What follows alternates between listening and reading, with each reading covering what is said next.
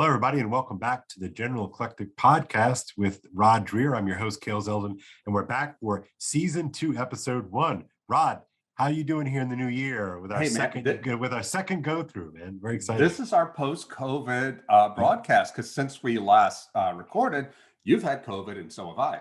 I did. This is correct. We are filled with our post-COVID antibodies. I'm feeling very invincible. I have scorned all mask wearing, much to the chagrin of my betters here at the workplace. I'm sort of done with the masks. I'm done with all of it. Honestly, I'm really done. Fortunately, I had a fever for a few days, an unpleasant fever, to be fair, a little bit of the body aches and that kind of stuff. But I didn't have the sore throat, the devastating sore throat that you had, my friend. Yeah. But it did rifle its way through my family, so we're almost done on the home front with the COVID. So praise God, we're good. Yeah, same with us.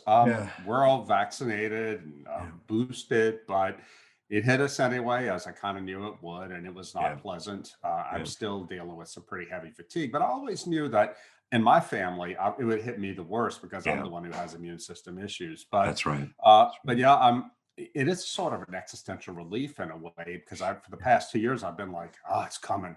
Sort of Damocles is hanging over my head. Yeah. It's funny you say that. I know. I've said I was getting a little hubristic. I think I was very proud of myself for having dodged everything for 2 years or 2+ years, and then it finally nabbed me, and so I was out for a week. Fortunately, I got it after they reduced the time, the quarantining time. So I only had to miss. I had symptoms for about 2.5 days, and then for the next 3 or 4 days where I had to still continue the quarantine, I was fine. A little tired, like you said, but largely fine. My younger daughter, my oldest daughter, who got it, had no symptoms whatsoever. My other 2 kids had a little bit of an afternoon headache, and then they were fine. So anyway, we're moving forward here, marching proudly into coming up here on the month of February. So it's good to be back in full strength, and who knows, maybe this will tear so fast through everybody that we might be heading to the other side. We'll see. I'm hopeful. Don't be hopeful. Look, that's the problem. We get hopeful about this damn thing. Well, I do think that, I read an early prediction from a fairly level-headed fellow that this would be, probably last 2.5 to 3 winters, and here we are. So I think, we're sort of on that schedule, whether we wanted to admit that or not. So at any rate, here we are. But look, all is not well. You are headed to back to Budapest, which is pretty exciting for you, but you're heading to a Europe that is, at least if you read the New York Times and the Washington Post, you're right on the brink of another bad thing, right? I mean, what's going on here? War zone. Yeah. Hungary does have a border with Ukraine. Yeah. And we've been watching the march up to war. Russia may invade Ukraine, and which I hope it doesn't. I think it's got to be a diplomatic way of dealing with this. But one of the things that has really spooked me, and I've been writing about this, is the way so many of our professional class, the foreign policy, national security blob on both the left and the right, are like cheerleading for this war. Like, we've got to go defend democracy and the liberal order. And, realistically, what are America's vital national security interests compared to Russia's here? My view is Russia should not invade Ukraine, but above that, we shouldn't get involved. We're 20 years after getting involved in these catastrophic wars in the Middle East. I do not trust the foreign policy judgment of our elites. And if you look now, Kale, they're starting to call the same usual suspects, call people who object to the belligerent attitude America has taken. They say that we're Neville Chamberlains, that this is Munich all over again. I myself, as you and I are talking just this morning, Matt K. Lewis, a neocon commentator at the Daily Beast, mentioned me and Richard Hanania by name as being appeasers who think that Vladimir Putin is fighting for Christianity. And it's just, what a distortion of what I've said. But this is just how they work. They want to malign anybody who opposes war and say that you can only be against this war for bad reasons and therefore you shouldn't be listened to. Well, my God, I'm hope that 20 years after they did this stuff with Iraq, that the American people won't fall for it this time. Well, what was it for you, then, to go bringing yourself back 20 years, and you heard, you were hearing similar messages, sort of throat clearing, like we've got to be stand strong and, stand for, the protection of liberal democracies, et cetera. What was it that made that tickle your ears back in the day, and why now? Like, why does this just not resonate with you right now? Well, back then, and I was at National Review in the year 2002, early 2003, during the whole march up to Iraq.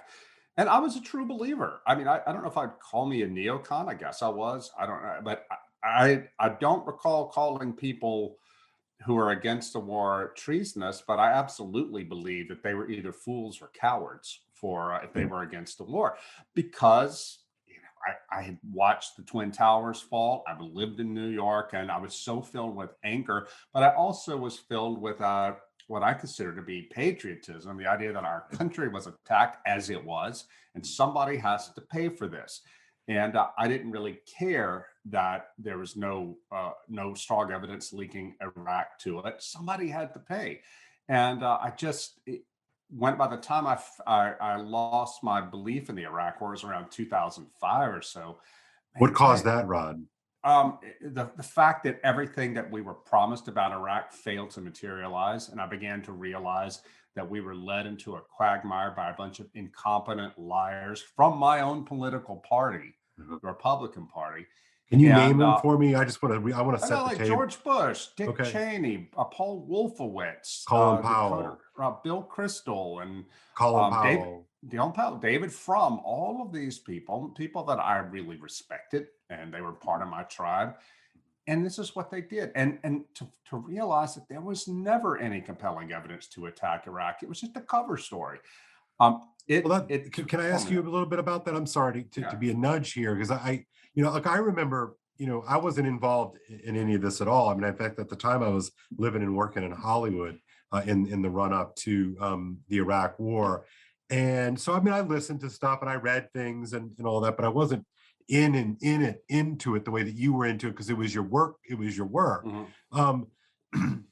When you look back on those characters who brought us into war, and were obviously quite convincing. I mean, look, the war resolutions were passed in a bipartisan fashion. It might be the last thing that we've done in a bipartisan fashion, which is another thing we probably should talk a little bit about. But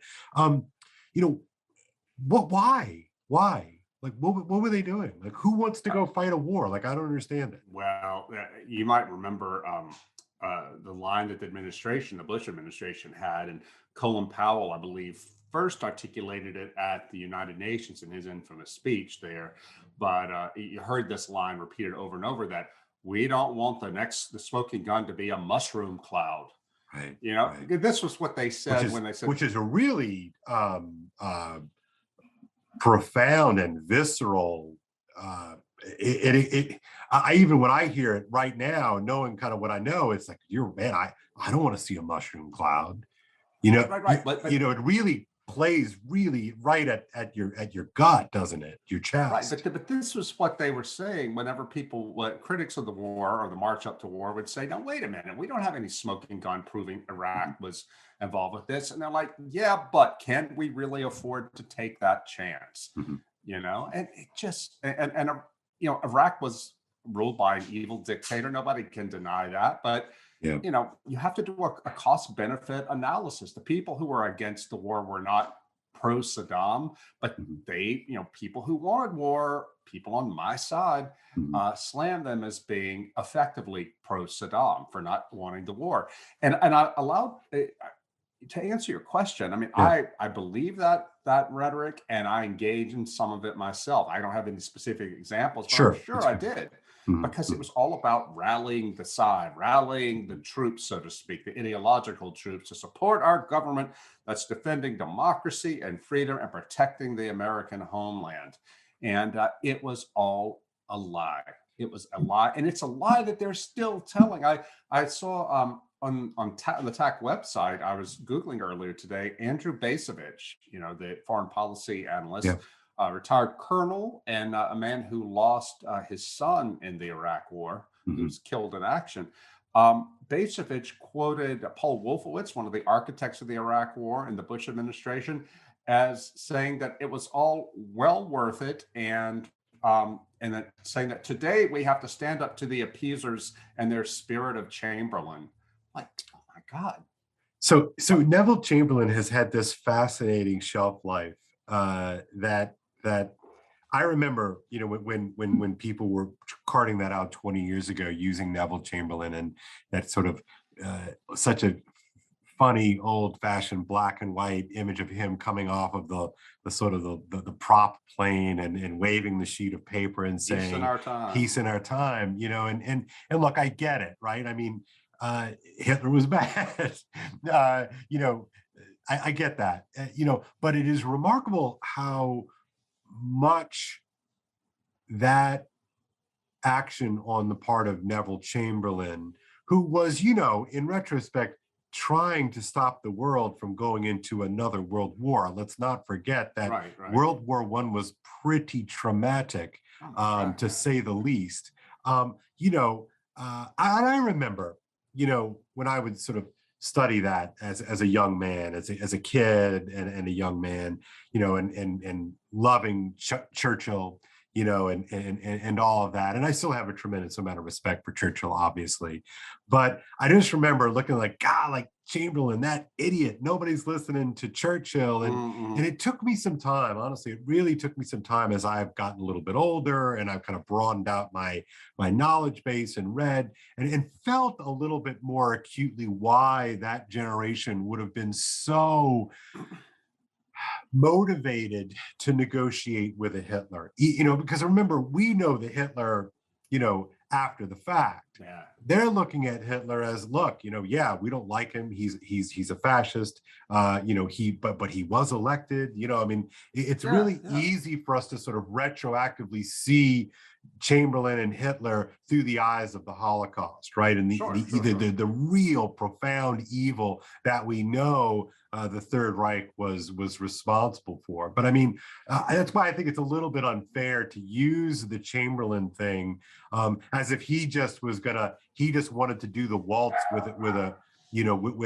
a fascist dictator. When Yeah. no, he was really trying to avoid throwing yet another generation of his country into decimation. Yeah, I mean, it's remarkable to see how, if you know anything about World War One and what life is like in the trenches, and I know a hell of a lot more about it now than I did 20 Yeah, years ago because I've yeah, done a lot of reading on it. right, You can understand where yeah, Chamberlain was coming from. Chamberlain, yeah. turns out, he was wrong, but Wrong, as yeah, you rightly point out, we didn't know that when he came back from Munich. We didn't know that Churchill was right about that. right, The idea that we have to see every single right, foreign conflict through that lens, yeah, no, we don't.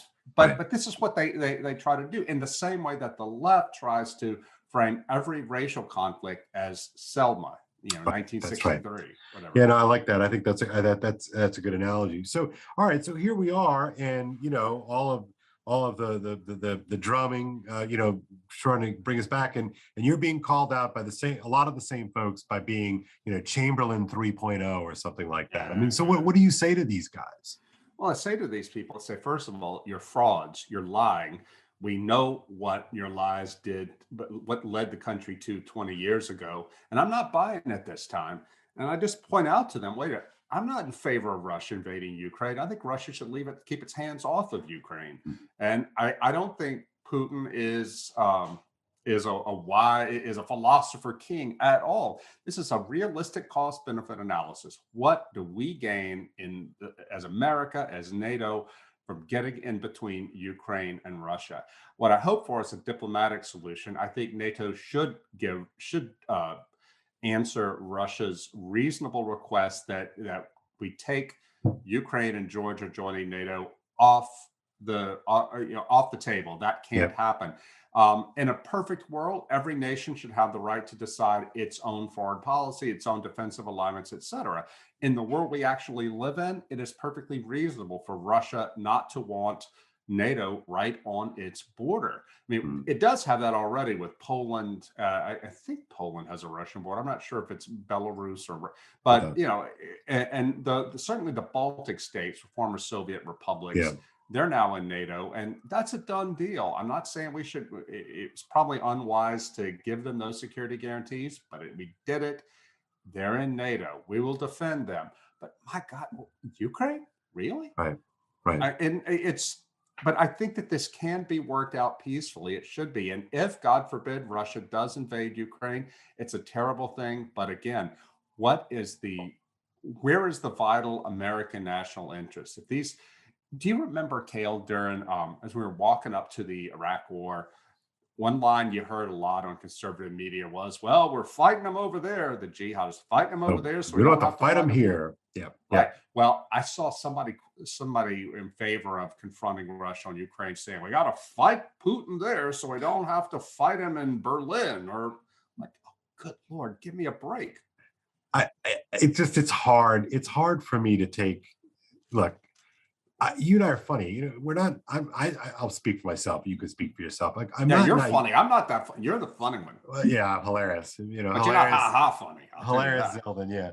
No, I know that like bad people exist. You know, bad faith acting exists on the world stage, obviously. You know, but we have this sort of strange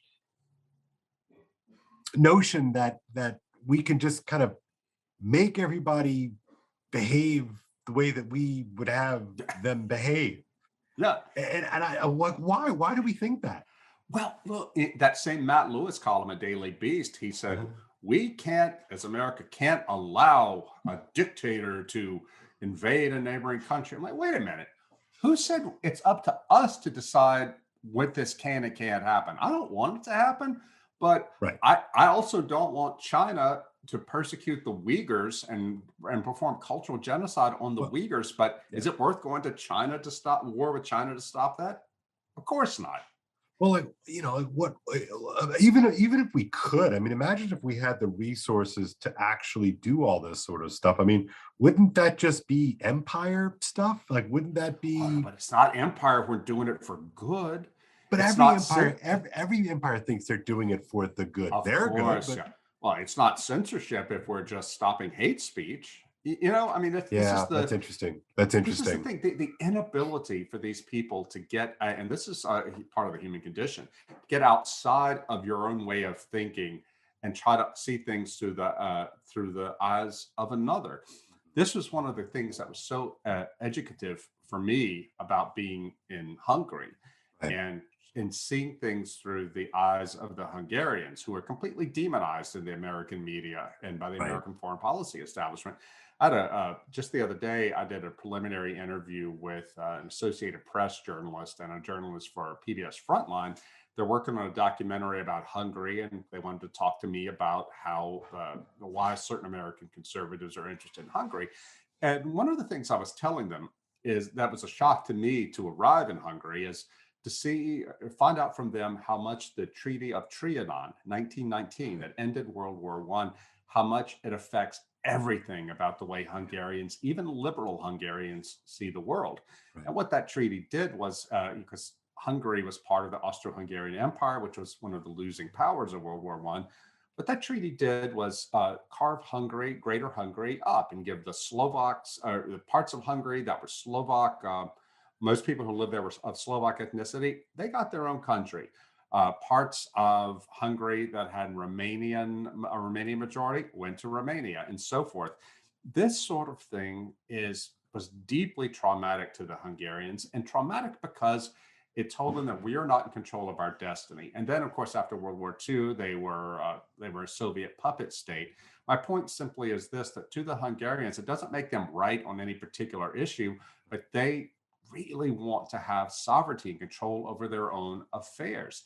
And if we in the West can't see that, again, it doesn't oblige us to take their side on things. Well, you got to factor it in. Similarly, I don't think that we have our foreign policy elites or our journalistic elites have any desire, or they don't show any capacity for understanding what things look like from Russia's point of view. To have NATO right there on its border, it's pretty scary. And it would be scary for us if, say, it was the Cold War and Mexico wanted to join the Warsaw Pact. We couldn't allow that, even if it was Mexico's sovereign right in some ideal world to decide who it wants to be allied with militarily. No way we could allow that. So how much do you think we continue to toil in the PTSD wake of World War II and the Cold War, Rod? I mean, how much of this is, the sort of the residue of what it cost us in the Second World War and what it cost us in the Cold War to get to the point where, in the middle of the Bush the first presidential regime, the wall gets torn down. How much of that cost do you think affects the way that we're either able to see or not see clearly here in 2022? Yeah, well, I mean, the Cold War was such a good time in one sense. There was a lot of clarity. The Russians really were an evil empire. Right, right. And the Soviets, to be fair, the Soviets were, and they really did menace the West. NATO was a necessary thing. All of that stuff is true. But we won the Cold War. Yeah. And Russia is now a powerful country. It has nuclear weapons, but it is a shadow of its former self. And that doesn't mean it can't be menacing on the world stage, but it means that we need to look at things through a different light. Plus, we now have seen with the Iraq War and Afghanistan, the hard limits of American hard power. We went in there, richest country in the world by far, most powerful by far. And here, 20 years after invading Afghanistan, Taliban's back in power. Iraq could only be pacified when we gave the country over to the Shia, who are aligned with Iran. My point is simply this, that we have to learn things. I mean, it's like the conservatives, people on our side who insist on seeing all politics through the world of 1980 and Reaganism. Right. It's just like that. It doesn't make what Reagan did wrong, but it just means the world has changed. And those old principles have to be interpreted through a new lens now. Well, what is interesting to me is, the pullout from Afghanistan wasn't 5 years ago. The pullout from Afghanistan was 5 months ago. Right. Or thereabouts, right? Sorry, I'm bad at math, but that was a shit show. Yeah, it was. And like, we couldn't even pull out of that country in any kind of orderly and controlled fashion. We just pulled the plug, and it was a bad look, obviously, even though both you and I think agree that it was long overdue, I suppose. I did the right thing in the wrong way. Yeah, that's fine. I don't know. I might be a little bit different from you on that, but fair enough. I'm not going to argue the point. The point is that the ineptitude that was demonstrated, through that debacle. What makes anybody in the pundit class think that we can't pull out of Afghanistan in a respectable fashion, but we can go and fight a war with Ukraine, for Ukraine, against Russia? What? How does that even compute? Like, what makes us think we could do anything anyway? I know that's what's not being discussed. I mean, to be fair, some of these people say, well, hey, wait, nobody's talking about waging a shooting war against Russia over Ukraine.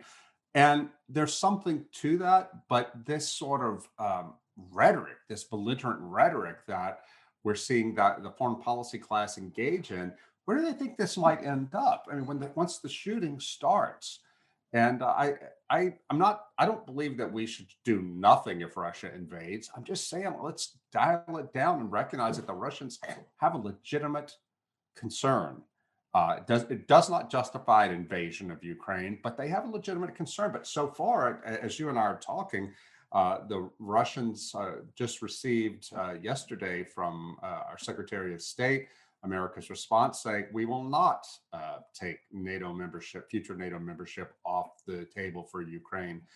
And I don't think the Russians have any choice but to keep putting up the pressure, just trying to look at it from their point of view, which we don't seem to be able to do. And here's the thing, that we convince ourselves moralistically that to look at things from somebody else's point of view and to recognize that they might have reason to complain. If we say that, that just goes to show that if you try to do that, if you try to be open-minded, then you're being weak. And we saw this. I saw this just today before you and I were talking with this guy, John Gillians. He is former chancellor of the Orthodox Church in America, my church.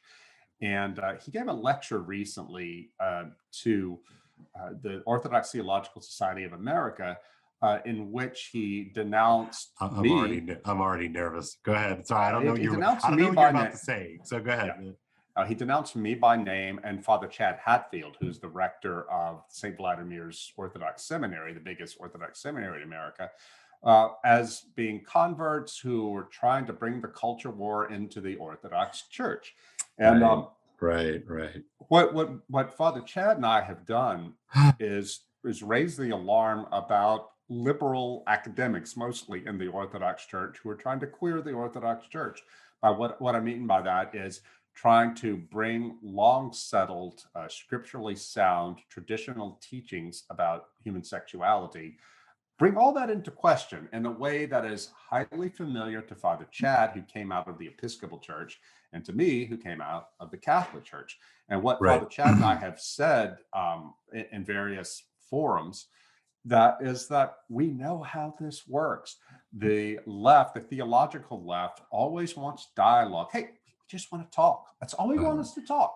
Right. And we know how it works. You get involved in this process where settled truths come up for debate, and they wear you down. And eventually, when the left gets the upper hand, the dialogue is over, because we have dialogue, and now we have all concluded that what the left wanted, the change and the innovation, was correct. End of story.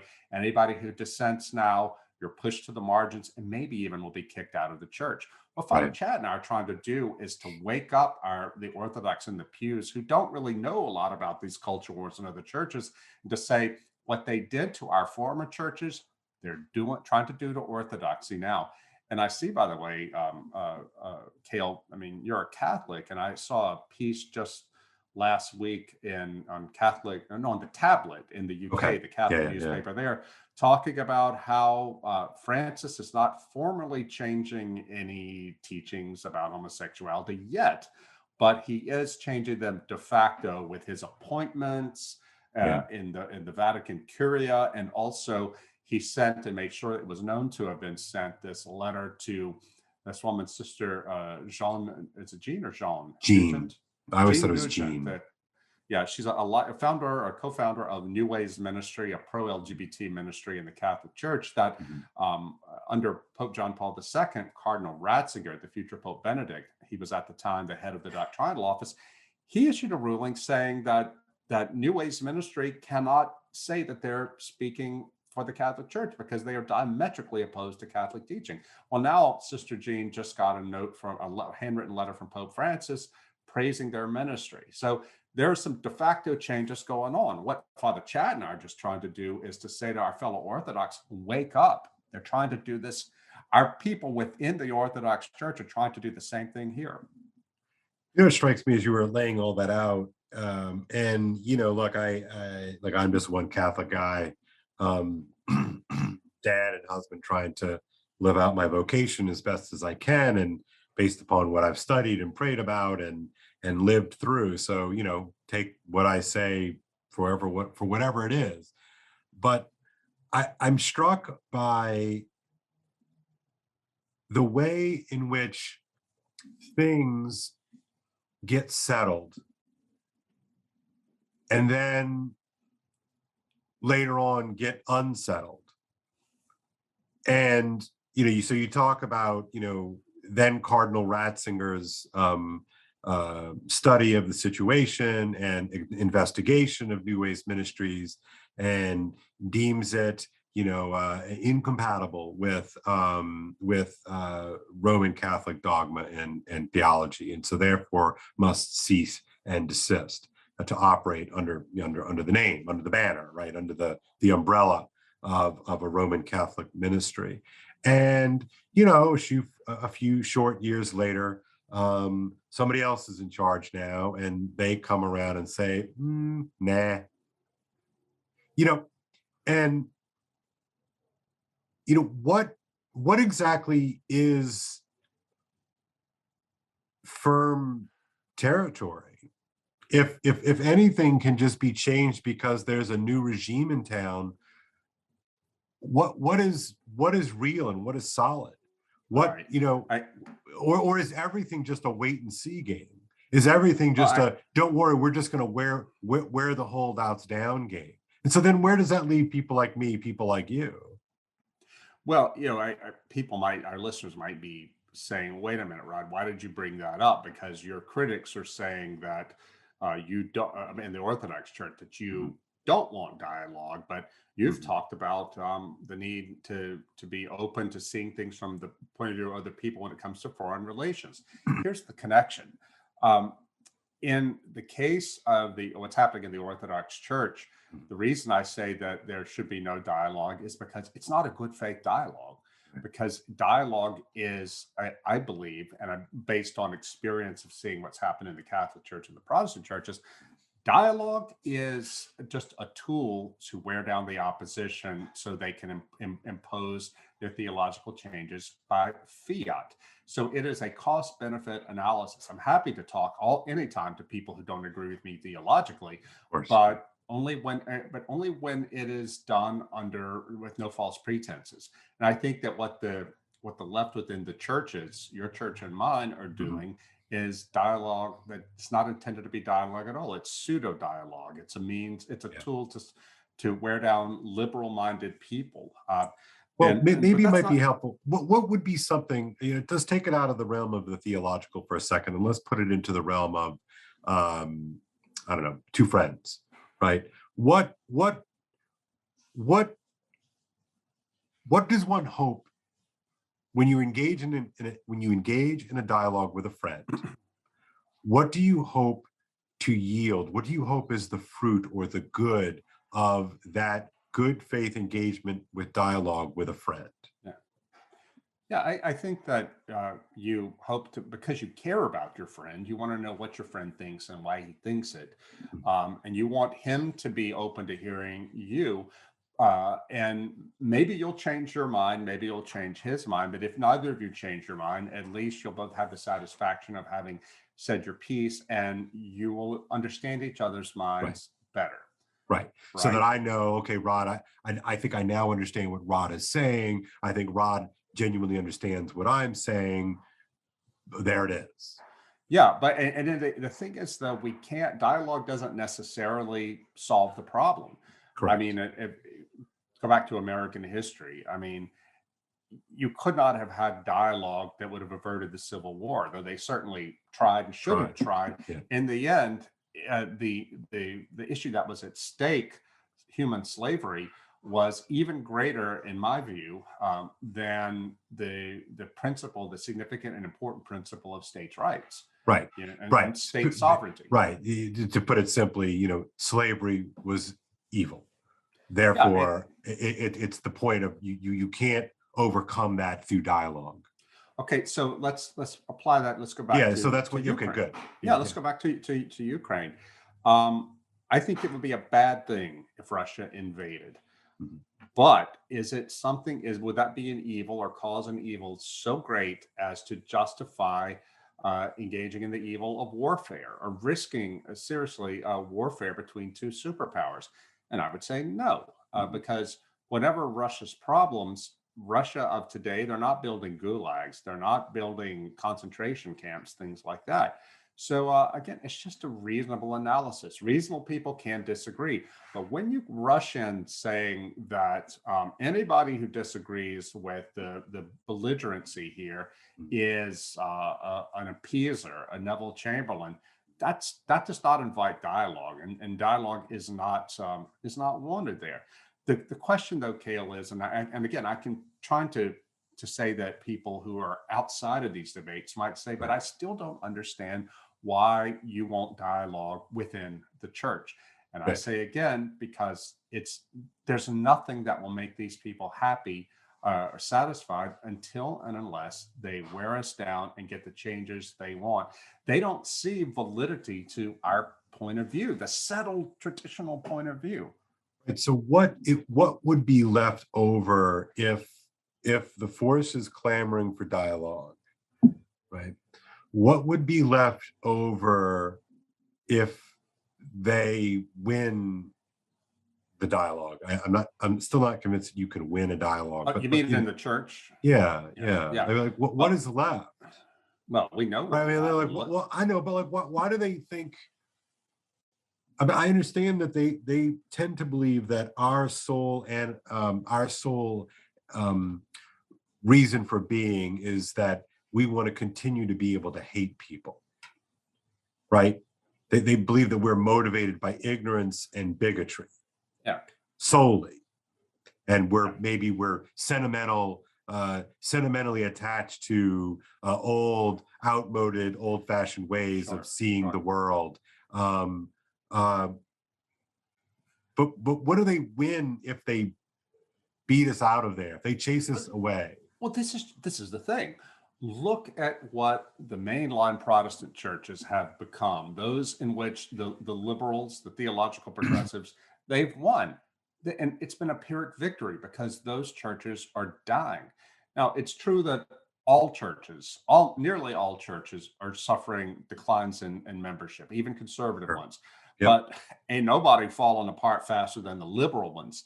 And this is a thing that I just don't understand about these progressives. Like in my own church, the Orthodox Church, we've seen where this sort of thing leads. And it seems to me that if you held progressive theological points of view, that you would at least, out of just honesty, be forced to recognize the fact that everywhere that these points of view have come into power, first of all, anybody who disagrees has been deeply marginalized. I mean, talk to the few conservative Episcopalians left. Ironically, yeah. Yeah. They become the marginalized. That's what I mean. Yeah. And secondly, nobody wants this.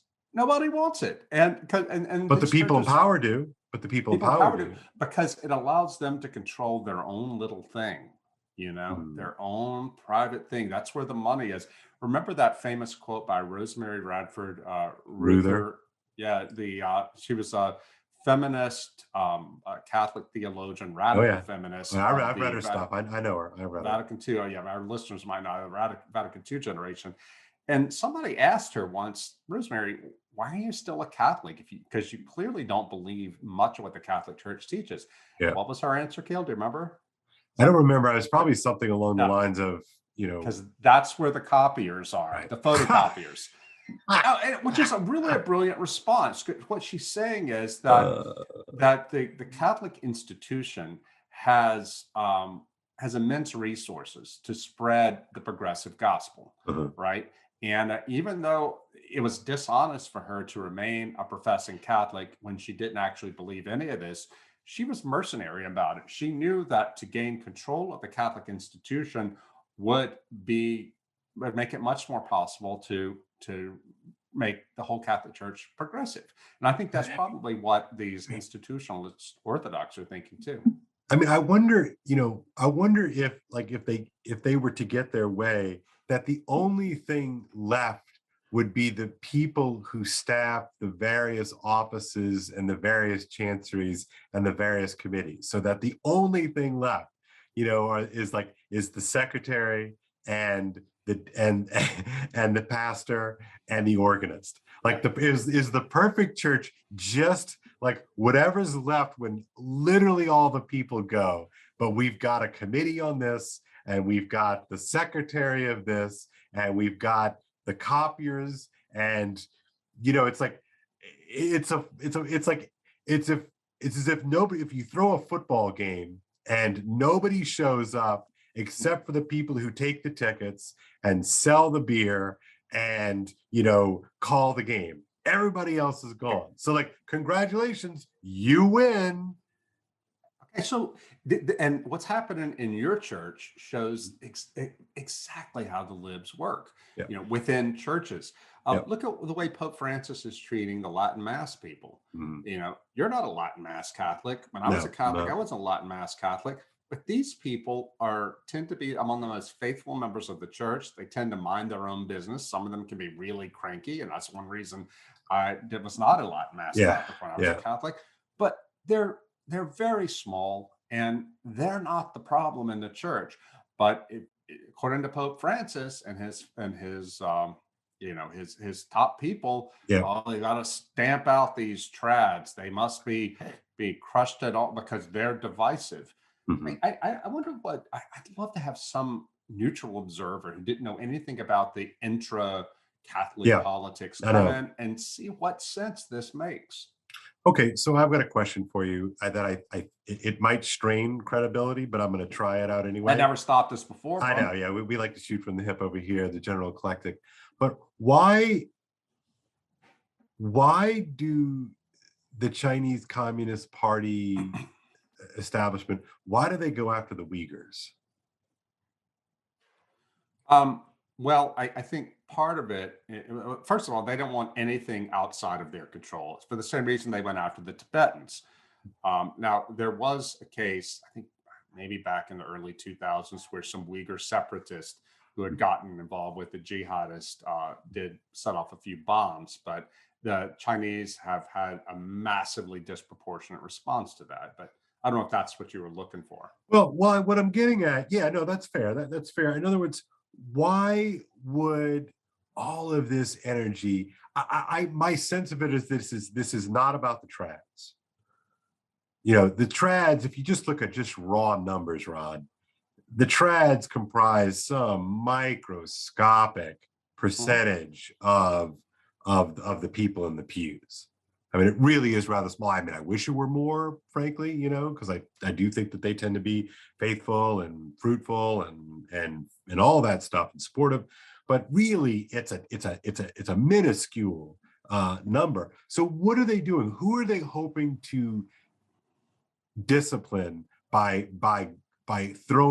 going hard against the trads? Yeah. I think it's probably a group of people who are probably like my mom and my dad, my family, that are basically conservative,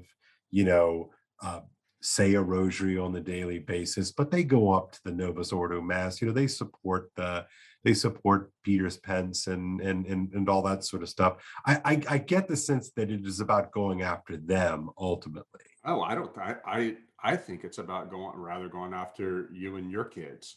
Because that generation, most of them don't care for the Latin Mass. Right. The Latin Mass is something that's becoming popular among, still a small number, but it's Gen X and below, for sure. Gen X and below, because they were supposed to be the ones that Vatican II took care of. Vatican II was supposed to be a decisive break. And no one was ever supposed to care about the Latin Mass. But here we are with young people becoming interested in it. And the Latin Mass is a symbol of an entire older Catholic worldview that was old think that the revolutions of the Vatican Council, Second Vatican Council, were supposed to take care of. Now, one of the things I learned in my study of totalitarianism, and please understand, I'm not saying the Vatican is totalitarian, but people, when any new political order comes in or new order comes in, they have to establish their own credibility by persecuting what came before. I mean, this is why it's important when statues start being taken down. It's really important. This is why after Vatican II, a lot of churches, Catholic churches, individual parishes started getting rid of their statues and all the things that symbolize the old order. Well, nothing symbolizes the old order more strongly than the Tridentine Mass. Right. And I think that people like Pope Francis see this as a threat, because it keeps memory alive of the order before modernity, or before the Yeah. second. Yeah, no, that resonates.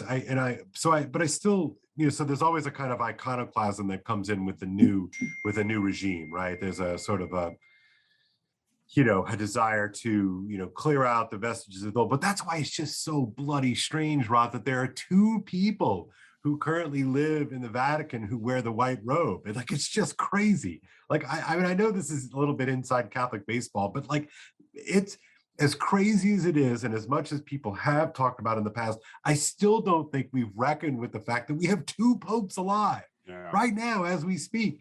And one seems to be really kind of motivated to undo a lot of the stuff that the guy who's still alive was either an architect as a cardinal, and then as the Pope who followed John Paul II. It's crazy. It really is crazy. And remember, Benedict is the one who formally allowed for the extraordinary form, which means the Latin Mass. Yeah, with the Latin, sorry, with the Latin Mass. It's wild. It really is wild. Okay, let me ask you the question, since you're an outsider. I mean, what do you think happens if Pope Francis wins? And he has every authority. He has every power as enumerated or whatever, as given to him by the First Vatican Council and the Second Vatican Council. He's an absolute monarch. He is. He's got the keys of the kingdom, baby. And so this is what he's doing. I'm supposed to take this stuff seriously as a Catholic. Well, I don't know what happens if he wins, but I do know that it puts conservative Catholics, traditional Catholics, in a very bad place, because, as you know, I was Catholic for 13 years, and I was one of those out there beating the drum for papal primacy and papal superiority. We need the Pope because it's the Pope who's going to come out and defeat these libs and all that. Well, what happens when a lib becomes Pope? Where does that leave us? I've heard it, and you've probably said this on the podcast before. I've heard Catholics today saying that, conservative Catholics saying that this was a necessary chastisement for them getting too wound up in the John Paul and Benedict years about the Pope and the papacy. But man, I don't know, because this Pope's not going to live much longer. He's old and he's not healthy. The next one, that's going to be the thing. If the consistory of cardinals, if they bring in someone who's seen as more conservative, that's going to set off all the Francis people. They're saying you're trying to steal from Pope Francis. But if a liberal Francis acolyte is elected, I think we could probably be looking at schism, because the people, it's not just, and this actually is kind of interesting to circle back to Ukraine. Yeah. It's not just from a Catholic point of view, like, oh, we don't happen to like the policies of this Pope. It's like, is this stuff true? Can we? Right. And like, and as a Catholic, and I'm sorry to sort of bang on about my own church here, but that's what is so weird to me. Like, at the end of the day, this is not just like a policy question. It's not just sort of like, well, the Russians have got their perspective, and the forces of NATO have their perspective, and potato patata, what are you going to do? Like, might makes right. Yeah. Right. Like, this is like for me, like, this is real stuff. Like, this is no potato patata situation. This is ultimate reality. Yeah, right. Yeah. The things that matter more than anything else in the world. And so that's why I get frustrated when people will accuse me, oh, you don't like Pope Francis because he doesn't align with your neocon politics, which is, people have said to me before. I'm like, come on, man, give me a break. Like I can't make a distinction between something that happens, some stupid argument that's happening in Washington versus some stupid argument that's happening in Rome. Like, come on, like, give me some credit here. It's way more important to me than that. There's some stupid posturing.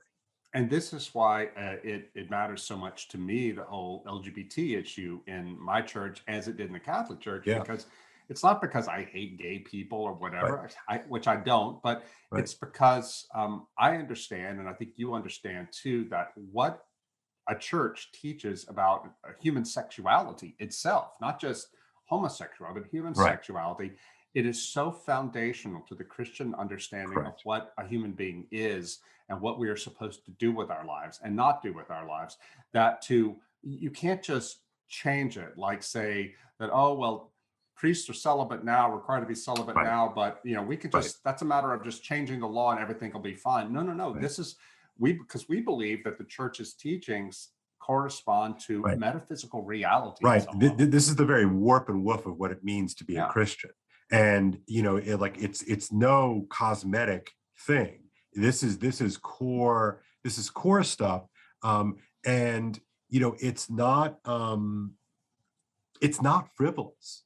It really is not frivolous. And I think that is what frustrates me so much, is that it's sort of passed off as if it's some sort of historically contingent whim. I'm like, no, actually, like, this stuff really matters, because look, this is what I do know, Rod. I know that what the world tells us about what we are and what we're for is a lie. Okay. Mhm. I know that, like, with every fiber of my being. So anytime I see my church or your church or our churches play footsie with a lie, like, yeah, it gets me mad. It gets me angry. It gets me frustrated, because ultimately that lie is a detraction against my Savior. Like, Yeah. it's an attack on what Jesus is. And for them to play fast and loose with kind of fashionable ideas, to me is totally abhorrent. Yeah. Totally abhorrent. And you can't just sit here and ho hum like, oh well, teaching heresy, ha ha ha ha. What game is on right now? Like, I'm sorry, I can't be frivolous about that sort of stuff. It Yeah. matters too much. And because look, I as I've said before, I teach high school. I see the power that the world has upon our children. I see the challenge that the world poses to the gospel, and any kind of footsie, any kind of accommodation toward that, to me, is going after kids, is going after our children, and going after, as I said, the warp and woof of reality itself. And so I can't be Right. wistful about that. I really Well, can't. I see that we're running out of time here, and I wanted to talk briefly before we ended about this new book project of mine Yeah, that yeah, we yeah. mention from time to time, about the re-enchantment of the world, and it plays into what you're saying in this way, because thankfully this book of mine will not focus on the sort of things we've been talking about here, which are important, and I talk about them in Live Not by Lies and the Benedict option about religious orthodoxy Sure. and so forth. But it's going to be talking about something even broader than that, about re-enchantment. And what I mean by re-enchantment is, I want to figure out if it's possible for people in the West today, which is all of us, to return back to the way we saw the world. All Christians, all people in the West saw the world until around the time of the Reformation and the Scientific Revolution. Yeah. And I've been doing a lot of reading, as our listeners know, but one of the things I've read since I've talked to everybody in this podcast before is I read a book by this German sociologist named Hartmut Rosa. And the book is called The Uncontrollability of the World. It was recommended to me by Carl Trueman, one of my favorite writers, a Protestant theologian. Had him on the show here. Great show. You should Yeah, check it out, people. yeah. And it's a thin book. And when I say German sociology, you're probably like running to hide. Yes. But he's a good writer. I mean, he makes this stuff so clear. And the book is a distillation of Rosa's theory of resonance. And he says that he recognizes that we live in a disenchanted world where all of us feel so alien, or most of us feel alienated from the idea of meaning all around us. We just don't know. We're lost. This is the modern condition. Yeah, we don't know what we're for. Yeah. We don't know what we're for. And he said, I'm going to read here from something he wrote. Yeah. I had to print this out. I put this on my Substack, rodrigo.substack.com. He writes, about Max Weber, the guy, the sociologist who said that he coined the term disenchantment of the world. I said, Max Weber, the other great founding father of modern sociology, likewise finds it highly irrational that human beings do not work in order to live, but live in order to work and accumulate. Yet he understands this relation to the world as part and parcel of a great, quote, Western process of rationalization that unfolds over the centuries, and the core of which consists in making life and the world calculable, manageable, and predictable, scientifically, technologically, economically, legal, politically, and finally also in everyday life. This means nothing less than making the world controllable. Love that. Well, isn't that great? Well, Yeah, no, that's great. That's really fantastic. and Rosa goes on to say that when we make the world controllable, when we bring everything under our control, we evacuate all the mystery out of it, and we cease to desire it. In the same way that if we want to buy something, like we see that new pair of shoes, oh, we've got to have these new Nikes. Look, we go and buy them, and we find that as soon as we buy them and put them on and acquire them and bring them into our orbit, they very quickly lose their enchantment. They don't. We don't feel drawn out of ourselves by this. Anyway, he goes on. This is what's worth talking about here today. He says that Rosa said that in the ways that all of us encounter the world as a phenomenon, there are 4 processes to disenchantment. The first thing we do is we make the world visible, which is to say, we look out at the world, we identify things that we want. Right. Then we make that visible world accessible. We figure out ways we can get our hands on it, make it work for us. And the third stage in the process is to make the visible, accessible world manageable. That is, we not only see it and decide that we want it, and we figure out how to get our hands on it, we figure out what we can do with it, how we can bring it under our own domination. And finally, we actually act to make this part of the world do what we want it to do. This is just human nature, he says. But the problem is that we wonder why we are alienated from the world. But if you don't make room in your way of seeing the world for mystery, for the fact that the world cannot be fully controlled, then you're going to not only be constantly running up against a brick wall because reality can't be fully controlled, but also you're going to make yourself miserable because you will take all the joy out of life. You will that famous phrase of Wordsworth: "We murder to dissect." Yeah. Go ahead. Yeah, no, I'm reminded, this is so Cartesian, then Descartes makes the great claim that, the goal is for us to be masters and possessors of nature. And, that is the scientific revolution, that there's no longer a mystery to be beheld. It's no longer something with which we can participate into, but it's something upon which we can assert our will and dominate. And you look, it's been incredibly powerful. I mean, you and I we look, so much of our lives are a fruit of that ability for us to master and control and to possess. But that getting into that we murder to dissect business with Wordsworth is that we tend not to look at the costs. We tend to look at benefits, and we can see and live out the benefits, but we tend to be very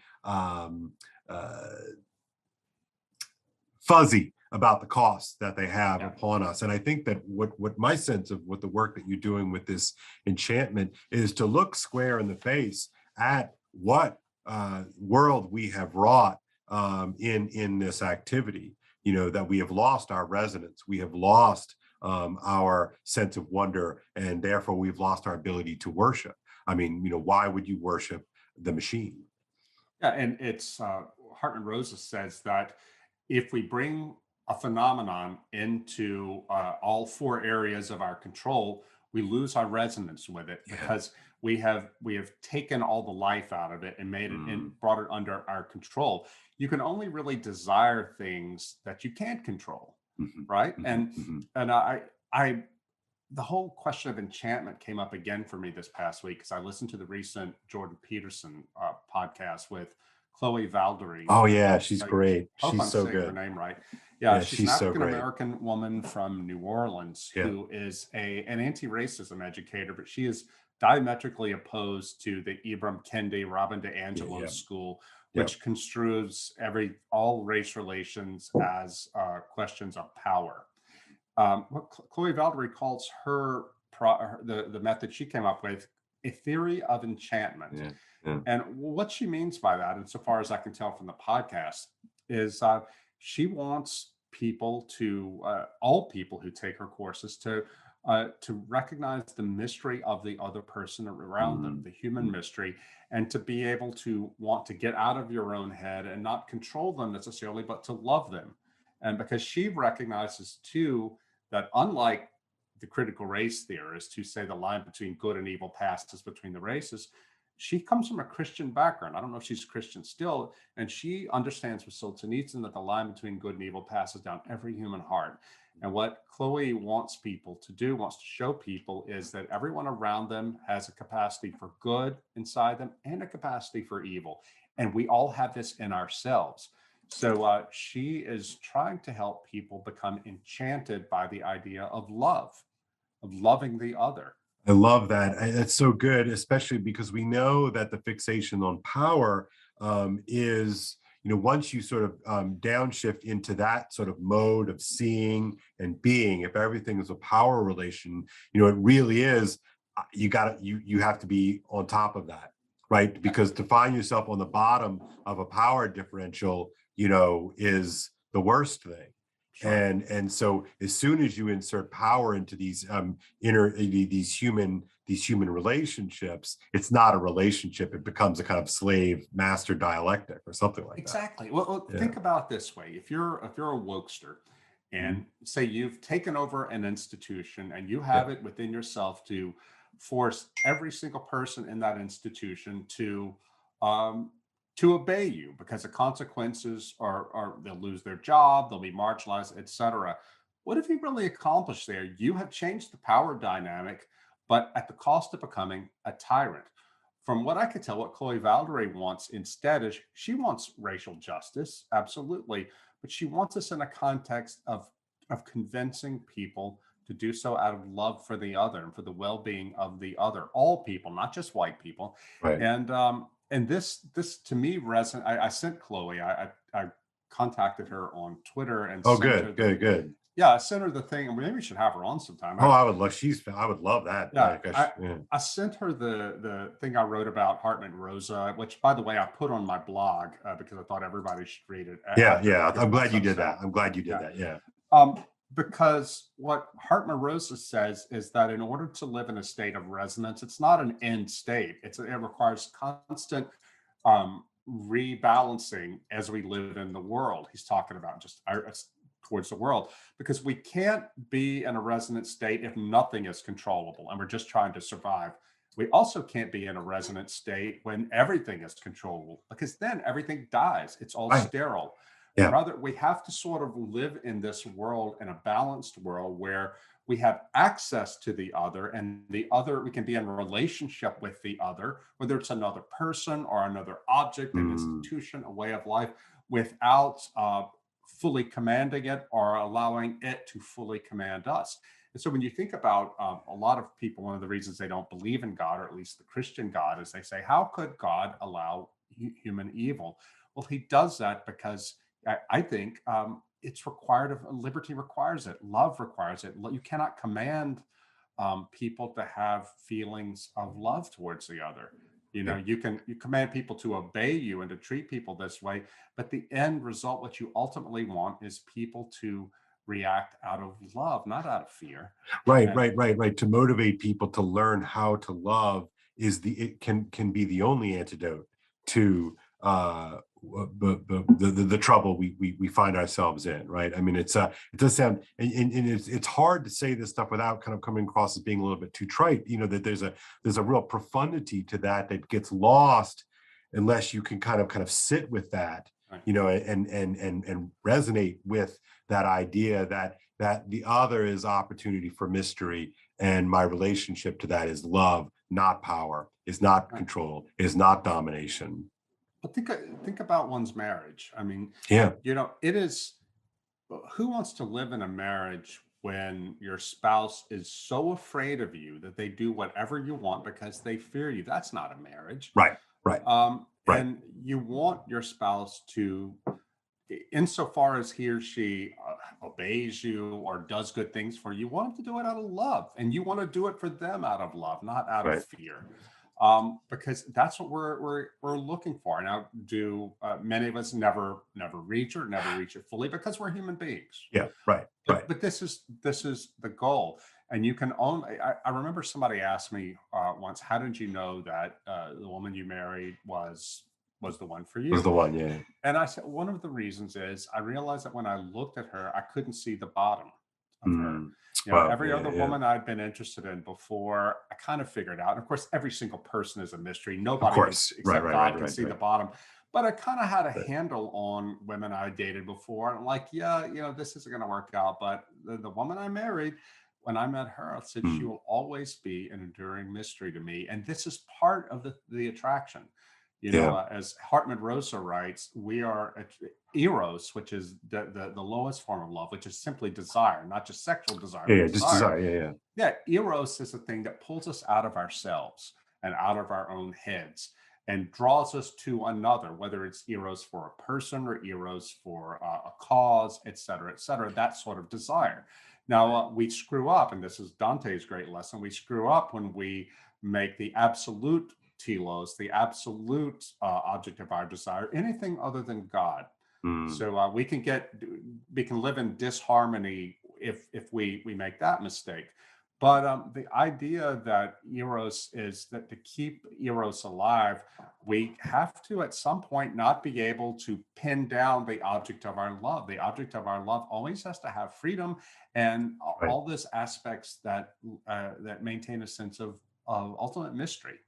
And that's why I think power is so inimical to love, and longing, and eros, right? Because as soon as you insert power dynamics into the longing person, right, the persons with longing, um, you seek to dominate the other, and as soon as you do that, then you preclude the necessary conditions you need in order to properly love, Right. in order to give, and in order to receive, right? And then it becomes something else. Well, think of Christ's response to the Grand Inquisitor in Right, Dostoevsky's right. Baron. Ah, yes, yes. The Grand Yeah, Inquisitor tells Jesus, who's come back to Spain, he said that we've got it all figured yeah, out. I have figured out the system that will take away people's cares and all that, yeah, and you're yeah. coming here to screw it up. And Right, all Jesus does after he hears this condemnation is just gives him a kiss on the cheek and right. disappears into the city. Yeah, yeah. Got Yeah, such profoundness. All right. Well, look.